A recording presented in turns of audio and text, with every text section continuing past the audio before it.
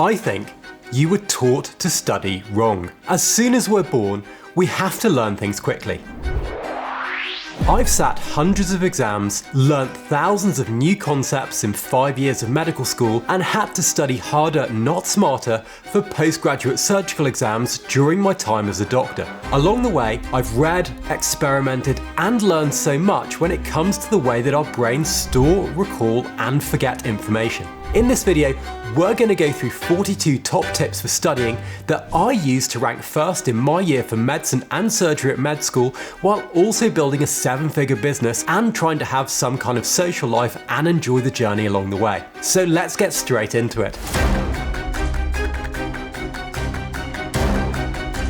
The first and most important tip is meta-learning. Meta-learning means learning how to learn, and it's the single most impactful skill that I've ever learned myself. Once I understood that the top students were using active methods of studying like self-testing rather than passive methods like simply rereading a book, my grades went through the roof. One of the best books on this topic is called Make It Stick, and this book massively helped me understand that being a top student isn't about intelligence, it's actually about understanding how to learn and using effective study techniques. Now there's a delicate balance when it comes to the best study spot. You need a place that's comfortable without being so relaxing that you end up falling asleep. For some people, that means working at a desk, just like this one. Others do better on the couch or at the kitchen table. Your bed, on the other hand, may be too comfy, and it's best to avoid working from your bedroom. Surrounding yourself with peace and quiet can help you focus. And if you've got children who are being loud or there's construction going on outside your window, you might need to relocate to an upstairs bedroom, a quiet cafe, or your local library to get the most out of your study space. While too much noise can be a distraction, you don't have to study in complete silence. Soft background sounds are a great alternative. Some people enjoy listening to nature sounds, such as ocean waves or cracks of thunder, and my personal preference is to use lo-fi study tracks on Spotify, and there's a lot of evidence to show that this relaxes our brains and helps us to get us into a flow state. A grumbling stomach can distract us from studying, so make sure you stack up on snacks before you work. Keep your snacks within arm's reach so that you don't have to leave your books to find food. And fuel your next study session with some of the following items: lean deli meat, nuts, grapes or apple slices, and dark chocolate. Go for snacks that will power your brain and keep you alert, but make sure you steer clear of items that are high in sugar, fat, and processed carbs. Now, mindlessly reading through your notes or textbooks is not an effective method of studying. It doesn't help us to process the information or retain it for longer. Instead, you need to have a proven study strategy that will help you to think through the material and retain that information. So the next 3 tips are all about methods to help you read and retain information. Firstly, we've got the SQ3R approach to reading, which you'll learn to think critically and help you remember the text. There are 5 key steps. First is survey, where you skim through the assigned material, focusing on headings, words, and anything in bold prints or diagram. Then we've got question, where you ask yourself questions related to the topic. Next is read, where you read through the text carefully and look through any answers to any questions cited. Then recite. You tell yourself the answers to your questions and write notes about them. And then we've got review, where you go over the material again by rereading the text and reading your notes out loud.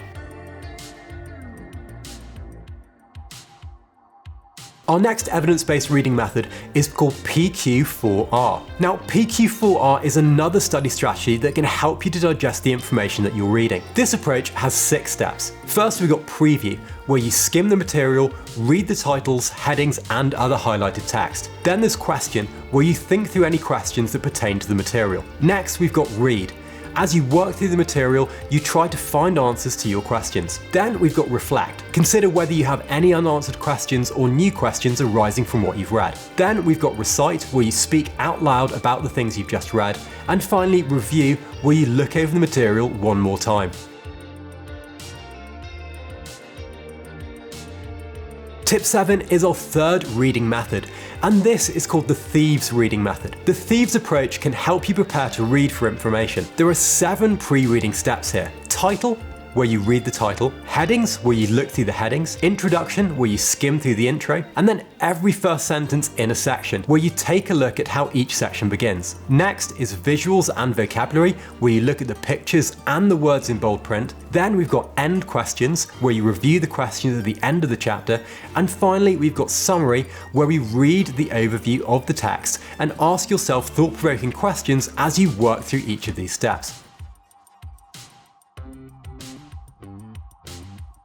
Tip number 8 is to summarize properly. One good way to get information to stick in your brain is to say it again and again in your own words. Writing out a summary can be especially effective, but there is a correct way to summarize content.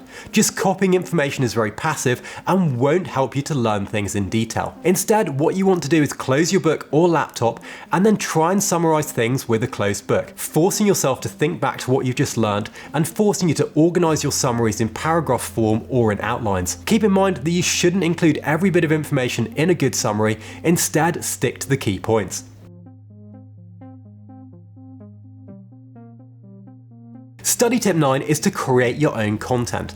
And for an easy way to quiz yourself, you can prepare note cards that feature a keyword on one side and important facts or definitions about that topic on the reverse. Writing out the cards will help you learn that information, and quizzing yourself on the cards will continue that reinforcement. The great thing about flashcards is that they're easily portable. You can slip them into your bag, they're physical, and you can pull them out whenever you have a spare minute. And you can also use flashcard apps too, like Shiken, Quizlet, and Anki.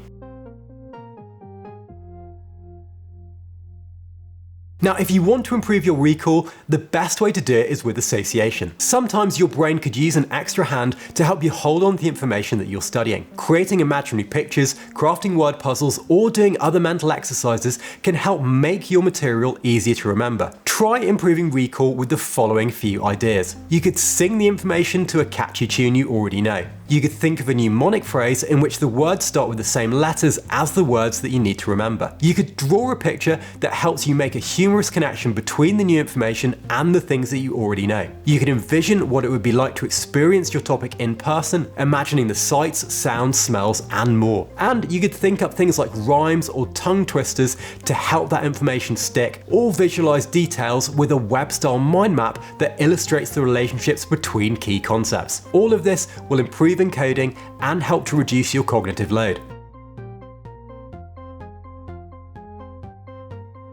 Now, to reduce your cognitive load further, think about how you memorize a phone number. You divide the 10-digit number into 3 smaller groups. It's easier to get these 3 chunks to stick in your brain than it is to remember the entire thing as a single string of numbers. You can use this strategy when studying by breaking down a list into its smaller parts. Work on memorizing each part as its own group, and you'll more easily be able to retain that information. Study tip 12 is to make your own study sheet. Condensing your most important notes onto one page is an excellent way to keep priority information at your fingertips, either in paper form or on your notes app. The more you look over the sheet and read it out loud, the better that you'll know that material. Furthermore, the act of typing or writing out the information will actually help us to memorize the details. Using different colors or lettering styles can also help you picture the information later. Just like flashcards, a study sheet is portable and you can pull it out of your bag whenever you have a spare minute. Study tip number 13 is one of my favorites, and it's to teach information to others, because you first have to actually understand it yourself to do so. Therefore, when you're trying to learn something new, challenge yourself to consider how you teach it to somebody else. Wrestling with this concept will help you to gain a better understanding of the topic. In fact, you can even recruit a friend, family member, or a study group member to listen to your mini lesson. Reciting your presentation out loud to someone else will actually help the details stick in your mind further, and your audience may be able to point out any gaps in your knowledge and fill them in for you, saving you more time. Tip 14 is about knowing when to call it quits. Yes, you can study too much, and although your studies are important, they shouldn't be the only thing in your life. It's also important to have a social life, get exercise, and take care of your non-school responsibilities. Studies show that too much time with your nose in the books can elevate your stress levels, which can have a negative impact on your academic performance and your personal relationships. Too much studying may also keep you from getting enough exercise, and this could lower your bone density or increase your percentage of body fat, both of which are badness. So make sure you have a good balance. Tip 15 follows on for this and is all about taking study breaks. Consider a schedule of 50 minutes spent working, followed by a 10-minute break period. Don't try to push yourself through for hours on end. Every hour, take a pause for a few minutes. Breaks are beneficial for our mental health too, and they enhance our attention span, creativity, and productivity. During a break, I typically grab a moment's exercise or socialize with friends and get moving. Taking regular breaks from studying is important. When you need a break, get up and do something simple like stretching or drinking some water. You can also use this as an opportunity to check your phone, and when your 10 minutes are up, it's time to get back to work. Tip 16 is something that I do all the time before work, and it's to consider exercising before. Scientists have shown that exercise has the potential to grow our brains and helps us to retain information for longer. It's most effective at generating new brain cells when it's immediately followed by learning new information. There are also short-term benefits to exercising before studying, as physical activity helps wake us up and makes us feel more alert. To boost the flow of blood to the brain, do 30 minutes of aerobic exercise prior to sitting down to study. Cardio exercises provides our brain with oxygen and fundamental nutrients, which may help us to think more clearly, remember facts for longer, and helps us produce our best work. Tip 17 is to practice mindfulness before and after studying to improve our ability to remember. There are loads of studies showing that just 5 minutes of mindful meditation before and after a study session can help to boost our memory retention from a learning session, while also reducing our stress and anxiety levels. It may be hard to include it in your hectic agenda, but setting aside just 5 minutes for mindfulness practice can be hugely beneficial. Meditating during study sessions has been shown to improve test results and attentiveness, and mindfulness applications like Calm can assist you in beginning this practice. After class, it's a good idea to review and revise your notes. If they're incomplete, you can take time to fill in any missing details. Rewriting your notes can help you retain that information for longer, and adding helpful diagrams or pictures is also really effective. Additionally, if there are any concepts in your notes that you don't understand, you can then ask for help and read around things to help deeply understand the topic and consolidate your knowledge. Study tip number 19 is to attack the hardest problems head on. It's always best to start with your toughest assignments or topics first whenever you're studying. If you try and do the least challenging things first, that might get you into a false sense of security, and then you never end up tackling the hardest topics. Furthermore, if you end with your favorite assignments, it will give you a more positive feeling about your academic pursuits, whereas if you have the hard topics hanging over you, it can be a real pain to fight through those long study sessions. Coming in at number 20 is focus on understanding, not on cramming. Whenever we're preparing for a test or an exam, it's important to study for understanding first, and not just to be able to regurgitate information the next morning. Cramming the night before might help you to get a decent grade, but it won't help you to really deeply learn and understand the material. To really understand the subject matter, focus on key vocabulary, look up words, and make study sheets or active recall questions. Commit yourself to long-term learning by studying throughout the year rather than cramming the night before. Study tip number 21 is to begin studying at least 1 week before any test or exam, perhaps even sooner. You may need to put in extra time before a big test, but you shouldn't postpone it until the night before. Instead, during the week prior to the assessment, reserve a designated hour each day for studying. Persistent learning will aid you to truly understand the material and will also help you to build good study habits over time.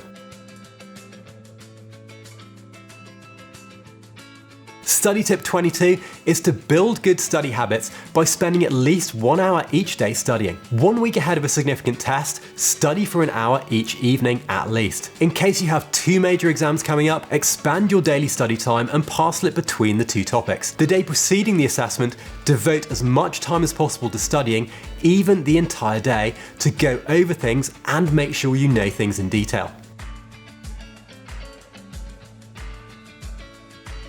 Study tip 23 is to organise your studies around your life, not the other way round. Come up with a comprehensive study timetable way before you actually sit down to revise. Plan this around your daily schedule and your life so that you're not compromising on things like meeting friends, going to the gym, staying healthy, or just enjoying your life.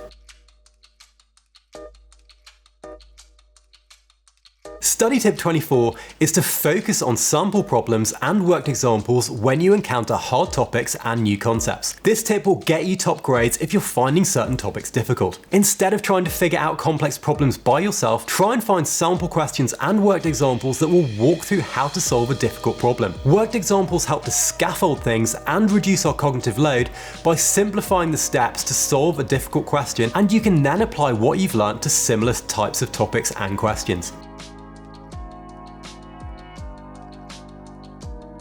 Study tip 25 might sound a little bit counterintuitive, and it's to study right before bed. Although you should not pull all-nighters, studying right before bedtime can actually be beneficial. Sleep assists in solidifying information in our brains, and studies suggest that you're more likely to recall the information 24 hours later, provided you went to bed shortly after learning it. Right before bed, check over your study sheet, question yourself on flashcards, or pronounce lists of information. Study tip 26 is to reduce your cognitive load by studying in small chunks at a time. If you want to remember the information in the long run, try not to cram everything into one single interval. Instead, use spaced repetition. Break the information down into parts and learn one new part at a time over the course of a few days or weeks. Review your earlier knowledge each time you study, and then your brain will store that data it deems important. When you regularly go over a topic at set periods of time, it solidifies your memory and reduces the effects of the forgetting curve.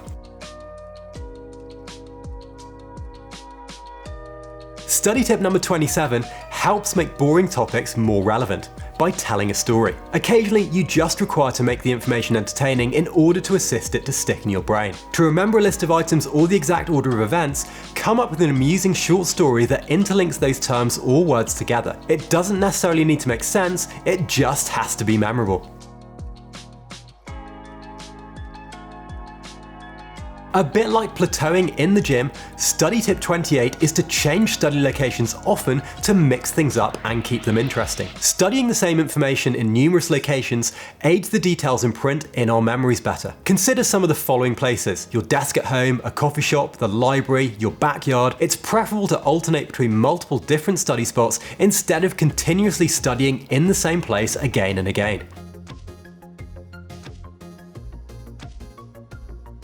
Another great way to mix things up and keep our brains on their toes is to swap up topics we're learning regularly. Continuously focusing your brain on the same information for long durations is not a benefit to us. It's much better to switch between one subject and the other a couple of times throughout a long study session. Along those same lines, you should study the same material in multiple different ways. Studies indicate that using diverse study approaches for the same topic assists you to perform better on actual tests.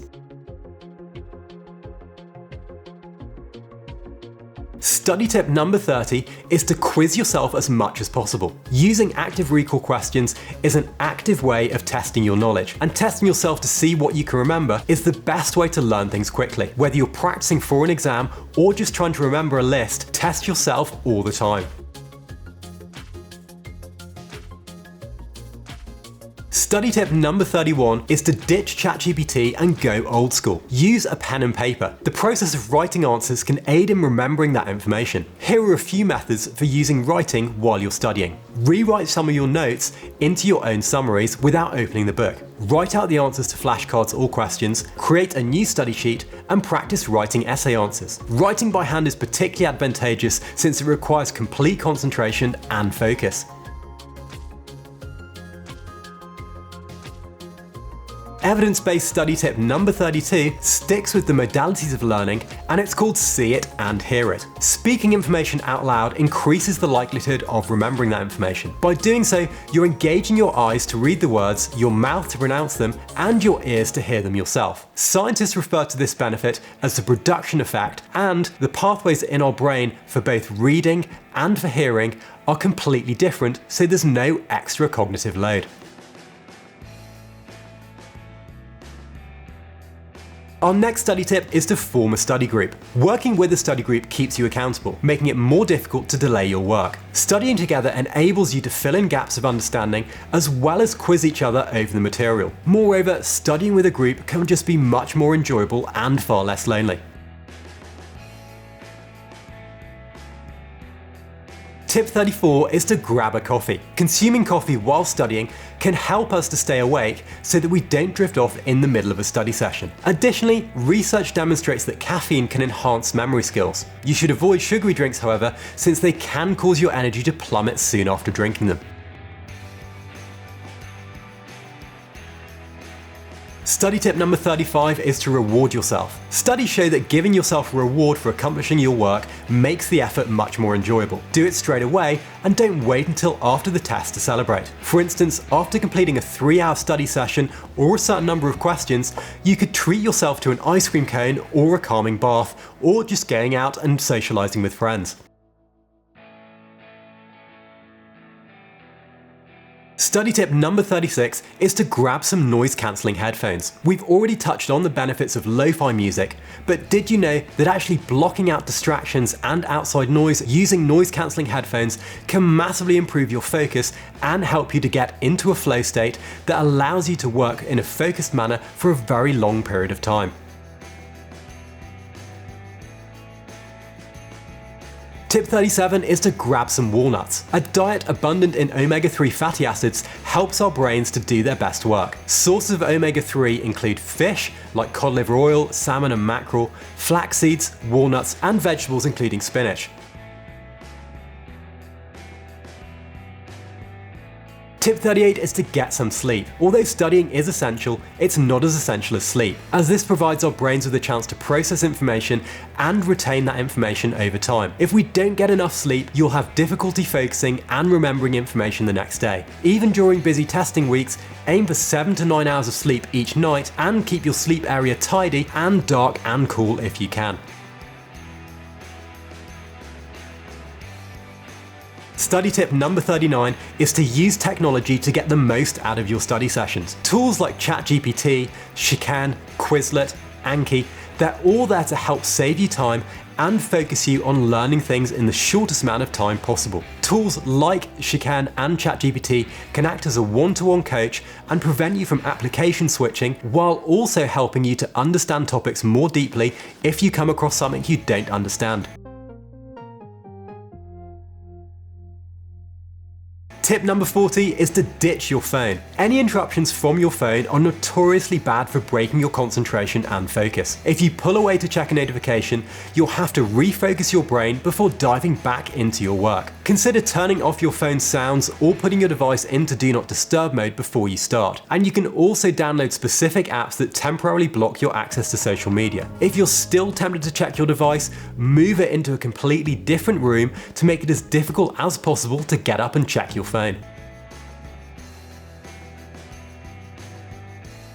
Focus on quality of study rather than on quantity. Instead of trying to do a set number of hours of studying, research has shown that it's much more beneficial to set intentional learning goals rather than just volume of study. This might be challenging ourselves to do a set number of questions correctly, or being able to speak a sentence in a language we're learning without mistakes. These goals are linked to the quality of the work rather than simply spending hours in the library and leaving unable to remember anything. And finally, you have to be intentional about planning set study sessions. On your calendar, mark out chunks of time that you can devote to your studies. You should aim to schedule some study time each day, but other commitments may necessitate that some sessions are longer than others. Harder classes require more study time, and you need to block out time in your diary at the same time each day to build that study habit. Now, I have another great video looking at productivity tips that I'll put up over here. Thanks so much for watching all of this video. It was pretty epic recording it, and thanks so much for subscribing too. I hope you have a great rest of the day, and I'll catch you really soon. See ya.